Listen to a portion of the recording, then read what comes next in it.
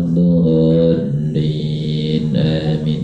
ثم إلى حضرة القطب الرباني وسنة قدر الجيلاني وإمة الأربعة والعلوم. ثم إلى حضرة جميع القرآن القرية جبران صدق وحولها. ثم إلى حضرة جميع السنة للمصنع الإخلاص عند المسجد دار التقوى والمدرسة الشنافية والمعلمين فيها والمتعلمين فيها والواقفين عنها والمسؤولين عنها الذين سبقونا بالإيمان. ثم إلى حضرة الحبيب ابن قدر أسلم الحبيب عبد الرحمن أسلم الحبيب أبو بكر أسلم قدس الله سررهم ونوض درجات رسالتهم. ثم إلى حضرة إلى رؤي شيء الحبيب القدر أسلم الحبيب عبد الرحمن أسلم الحبيب أبو بكر أسلم قدس الله سررهم درجات رسالتهم. ثم إلى حضرة جميع من القرآن ورواتهم وطرقهم وجميع مكر القرآن وقد ورد رسول الله صلى الله عليه وسلم إلى المكران خصوصا الشيخ محمد العلامين قدس الله سررهم ورد درجات رسالتهم. ثم إلى حضرته إلى الشيخ ونسوبر سوخنا الشيخ أحمد قدس الله سررهم درجات رسالتهم. ثم إلى حضرته إلى أرواح أرواح من حضر هذا المجلس خصوصا آبائنا وأمتنا وجداتنا وجدتنا ومشايخنا شهد الله لنا ولهم الفاتحة.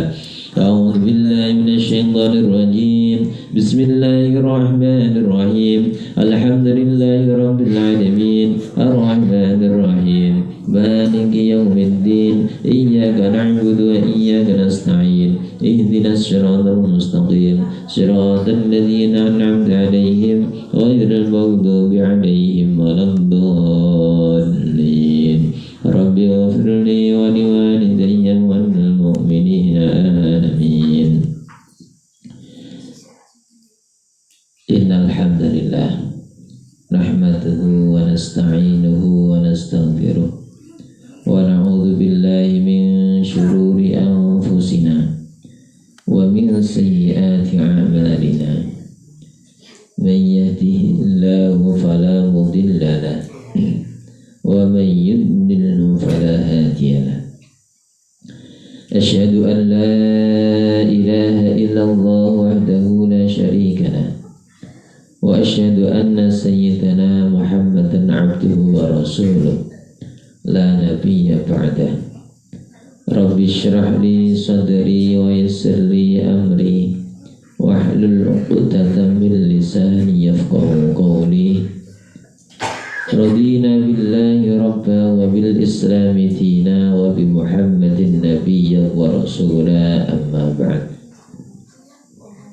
Ashab al-fadhail, para alim, para ulama, para sepuh bin sepuh yang senantiasa kita ikut sertakan fatwa dan ma'idah hasanahnya, para hadirin wal hadirat, jamaah majlis ngopi bareng beserta jamaah musholla al-ikhlas yang semoga senantiasa kita selalu mendapatkan rahmat kenikmatan dari Allah Subhanahu wa taala. Amin ya rabbal alamin. Alhamdulillah, pada kesempatan pagi yang penuh berkah ini kita dikumpulkan oleh Allah di tempat yang mulia, yang mana dikatakan tempat yang mulia dikarenakan tempat ini kita gunakan untuk tolabul ilmi, untuk melaksanakan sholat berjamaah, yang mana tolabul ilmi tersebut akan mengangkat derajat seseorang. Di antara yang bisa mengangkat derajat seseorang ialah orang yang mau menuntut ilmu atau orang yang mempunyai ilmu. Pada intinya semua manusia itu diciptakan dalam keadaan sama. Bukan berarti seorang pemimpin, katakan presiden, menteri, dulu dilahirkan itu sudah dalam keadaan pintar, itu enggak ada. Dulu ketika waktu dilahirkan ya sama dengan kita-kita ini. Jadi tidak ada manusia diciptakan di dunia ini atau dilahirkan di dunia ini dalam keadaan pintar, itu enggak ada. Lah yang membuat orang tersebut menjadi mulia, orang tersebut menjadi pintar, menjadi alim, dikarenakan tolabul ilmi, dikarenakan mau mencari ilmu.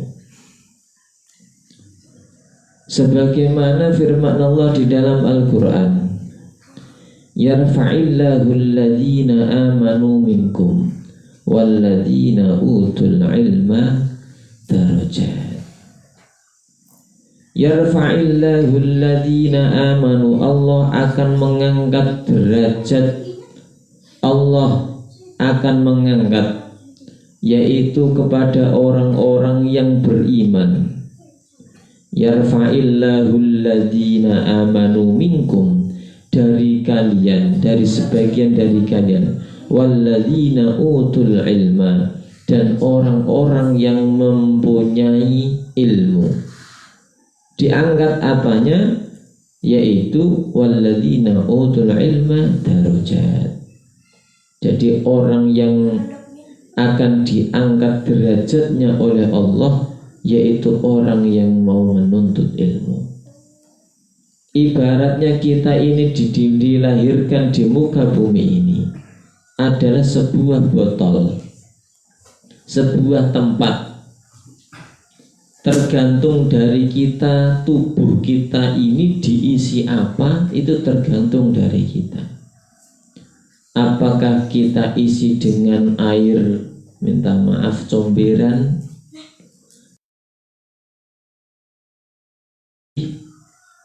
apakah kita isi dengan air madu, dengan air susu, apakah kita isi dengan madu? Itu semua tergantung dari diri kita masing-masing. Ketika diisi dengan air yang kotor atau air comberan, apalagi dilihat orang, pegang saja itu mungkin pakai kaki. Nah terus sekarang ada yang namanya air dalam kemasan.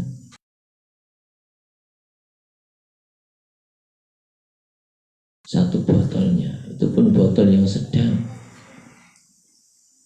Dan jikalau ingin agak mahal sedikit, dikasih susu. Jadi minuman susu di botol agak mahal sedikit, brand saja, satu kaleng 10.000 ataupun berapa itu. Jadi derajatnya lebih naik. Akan tetapi ketika botol itu diisi madu, bisa sampai ratusan ribu. Coba kali lipatnya berapa. Begitu juga dengan manusia. Jikalau kita ingin mulia di sisi Allah, maka marilah tolabul ilmi, mencari ilmu. Salatu wa salaman daimaini mutalazimaini bidawami mulkillah. Salat beserta salam kita aturkan kepada Nabi Agung Muhammad sallallahu alaihi wasallam. Biqaulina Allahumma salli ala sayyidina Muhammad wa ala ali sayyidina Muhammad.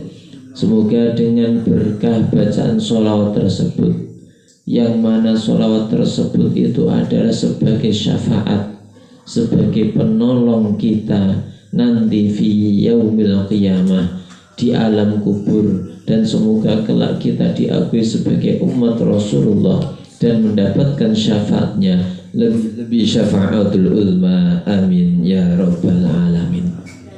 Dikarenakan kita ini siapa sih? Kita ini adalah makhluk yang hina, yang berlumur akan dosa-dosa. Kita ini juga tidak penghafal Al-Quran. Dan tubuh ini ketika nanti dipanggil oleh Allah Subhanahu wa ta'ala akan rusak, akan dimakan oleh cacing, akan dimakan oleh belatung. Akan tetapi ada sebuah amalan yang mana ketika amalan tersebut dilakukan di muka bumi ini, niscaya tubuh kita ketika nanti di alam kubur tidak akan dimakan oleh cacing, tidak akan dimakan oleh belantung. Apakah amalan itu? Biarpun kita ini tidaklah orang yang menghafal Al-Quran, biarlah kita ini bukanlah ahli Al-Quran, yang ada malah ahli WA-nan, lebih banyak buka WA-nya daripada buka Al-Quran. Lah kalau selamat bagaimana? Beda kalau namanya sudah selamat, kapan-kapannya ya tetap selamat. Alhamdulillah. Ya, yang di sampingnya ikut kecipratan. Apakah amalan itu? Yaitu dengan kita memperbanyak bacaan sholawat di muka bumi ini. Insya Allah dengan bacaan sholawat tersebut, nanti ketika kita dipanggil oleh Allah dalam keadaan husnul khotimah, amin ya rabbal alamin. Dan bukan hanya itu, termasuk jasad kita ini tidak akan dimakan oleh cacing, tidak akan dimakan oleh belatung. Dikarenakan apa? Anggota tubuh kita ini terbiasa bersolawat atas baginda Nabi Agung Muhammad Sallallahu Alaihi Wasallam. Minimal satu hari itu 100 kali dengan sholawat Jibril. Minimal. Pak kok banyak sekali Pak, 100 Pak. Jangan dikira hitungannya 100 itu banyak. Tasbih ini isinya ini 100. Dibaca 1 kali putaran itu sudah habis. Dan sholawat Jibril itu sholawat yang paling pendek, yaitu Sallallahu ala Muhammad. Kalau memang keberatan habis sholat 20 kali, ketika kita sholat 5 waktu 20 kali 5 waktu berarti sudah 100 kali. Nggak keberatan nggak Pak? Lah kepingin badannya ini awet kah tidak? Badannya mau dimakan cacing atau tidak? Kok masih ngeyel terus? Itu sudah amalan yang sangat luar biasa. Kita tidak bisa jamin sholat kita, kita tidak bisa jamin puasa kita, kita tidak bisa jamin sedekah kita, zakat kita, atau ibadah yang lain kita, dikarenakan di situ masih ada unsur riya, unsur sombong. Saya sholat biar dilihat tetangga saya alim, saya sedekah biar tetangga saya lihat saya ini dermawan, saya puasa biar agak kurus sedikit umpama, bukannya ngikuti syariat tapi niatnya diet. Nah ini kan sudah salah. Akan tetapi beda dengan sholawat. Makanya amalan yang paling luar biasa di akhir zaman ini, yang ketika dilakukan biarpun dalam keadaan riya atau pamer sekalipun, masih diterima oleh Allah Subhanahu wa ta'ala. Ma'asyiral hadirin wal hadirat rahimakumullah. Kita sebagai orang tua itu kadang lalai, yang mana sering kita itu mendengarkan kenakalan remaja atau kenakalan anak-anak. Akan tetapi sumber kenakalan anak-anak, sumber kenakalan remaja itu pada dasarnya terdapat pada kenakalan orang tua. Nggih napa nggih? Iya apa iya? Iya, ya Pak Umar. Iya. Iya. Iya itu nggih.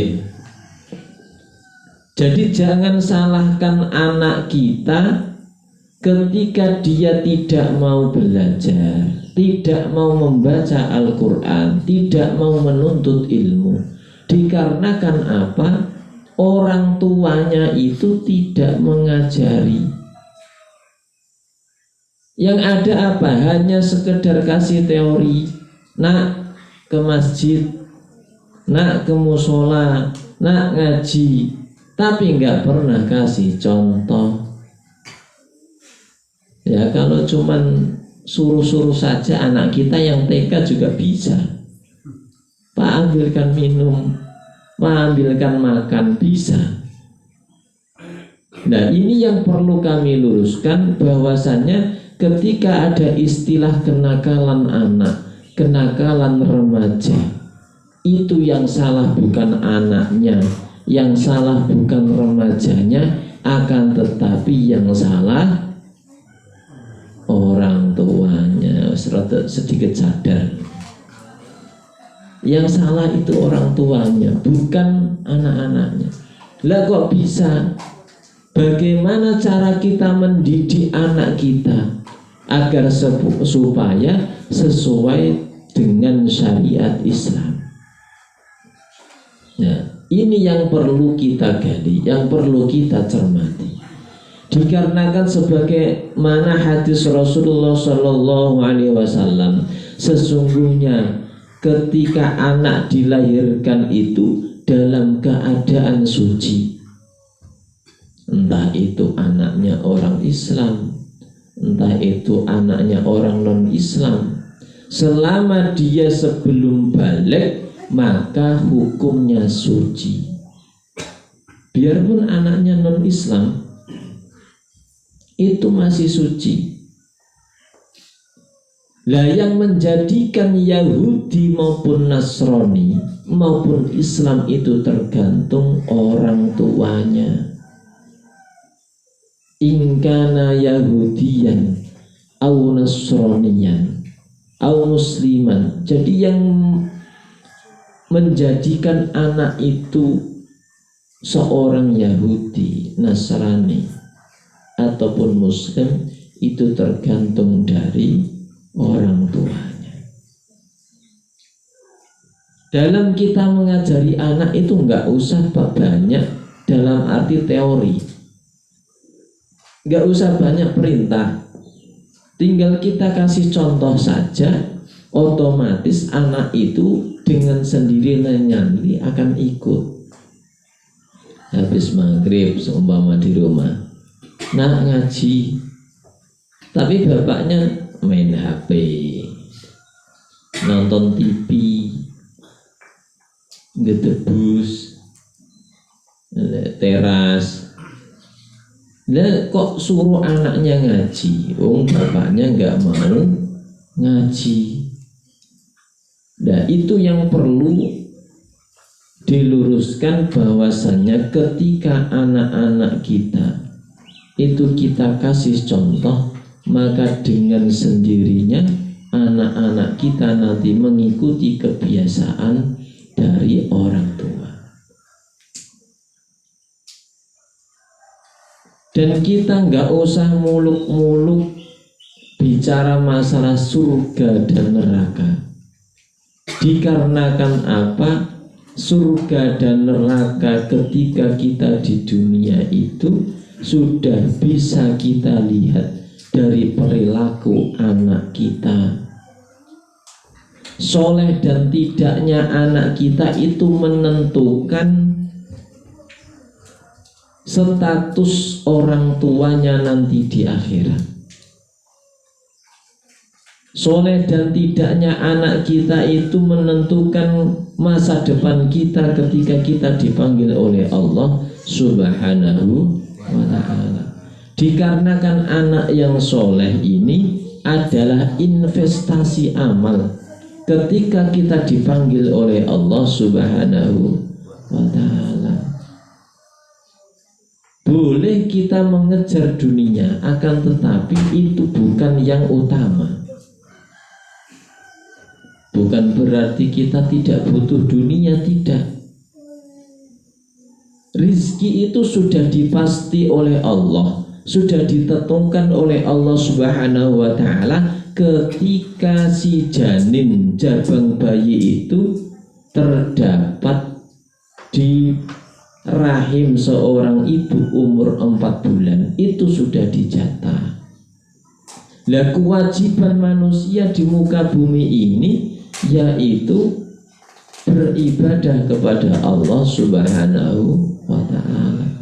Jadi kita jangan sampai punya pikiran anak saya nanti kalau nggak jadi pegawai nanti bisa makan atau tidak. Itu yang repot.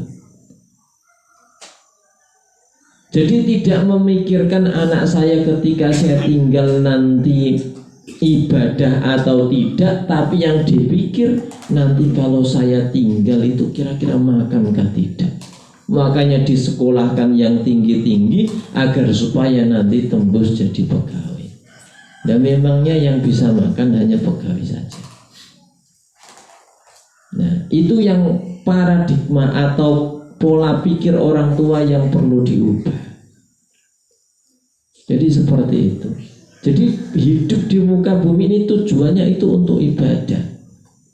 Sekali lagi bukan berarti mengesampingkan kerja, tidak. Ibadah dulu baru bekerja.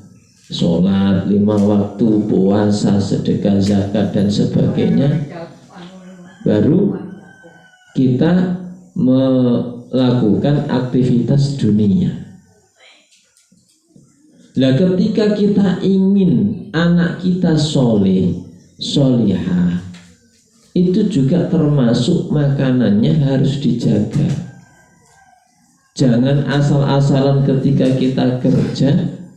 Soal kedua yang penting halal, nggak tahu itu halal haram, sabet sana sabet sini, terus dikasih makan anak-anaknya, anak istrinya.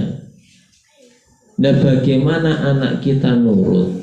Bagaimana anak kita menjadi anak yang solih? Bagaimana istri kita menjadi istri yang solihah?